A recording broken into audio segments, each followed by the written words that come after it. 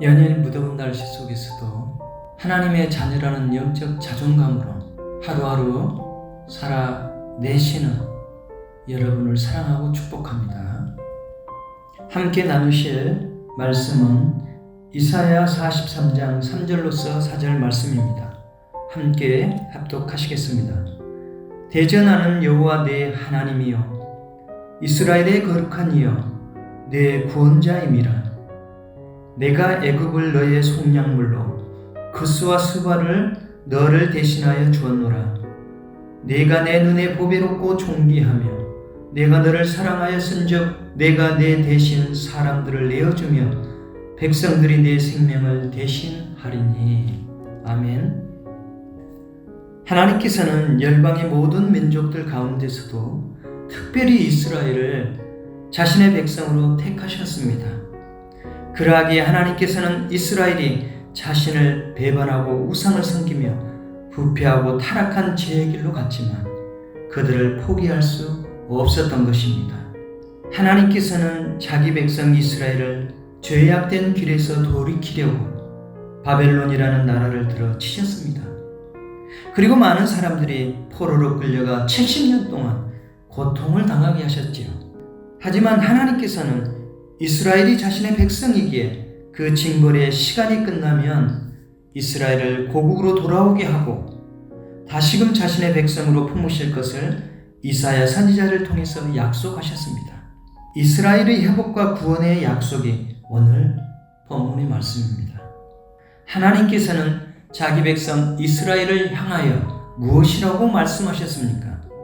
너는 내 것이라.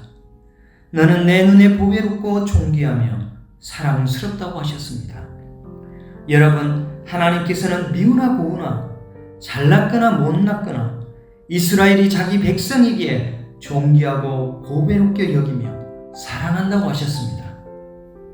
그렇다면 여러분, 우리는 하나님께 어떤 사람들이겠습니까? 하나님께서는 유일하신 아들 예수 그리스도의 생명을 십자가에 내어주실 만큼 사랑하는 자녀들입니다.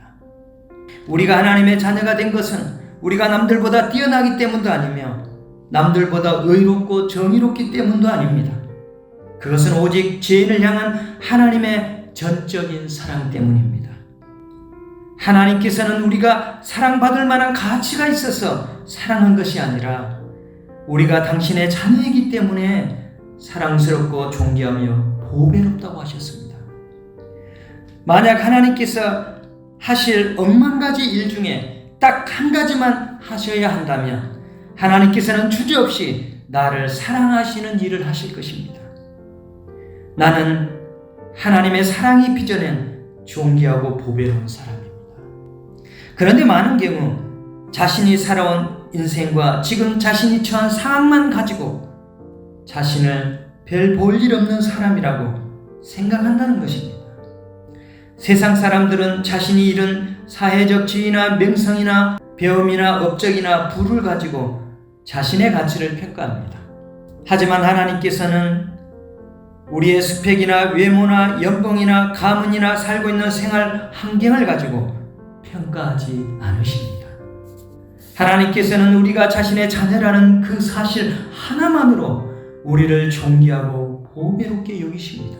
저와 여러분이 하나님의 자녀로 살아가는 그 자체가 하나님의 기쁨이요 영광인 것입니다. 여러분, 내 자신이 하나님의 가장 귀한 보배인 것은 무엇 때문입니까? 그분의 사랑받는 자녀이기 때문입니다. 내가 하나님의 사랑받는 자녀이기 때문에 가장 존귀하고 보배로운 사람인 것입니다. 하나님께서 나를 바라보시는 관점으로 나 자신을 바라보는 것이 가장 가치 있는 인생을 사는 것입니다. 여러분, 우리는 하나님의 눈에 보배롭고 존귀한 사랑스러운 자녀입니다. 내가 하나님의 자녀로서 얼마나 가치 있고 존귀한지를 알고 그렇게 자신을 여기고 인정하며 사십시오. 이것이 곧 하나님의 존귀하고 보배로운 자녀로 사는 것입니다. 여러분, 어떤 상황 가운데서도 하나님의 사랑받는 보배롭고 존귀한 자녀라는 영적 자긍심으로 하루하루 살아내는 승리자들 되시기를 주의 이름으로 축원드립니다. 아멘.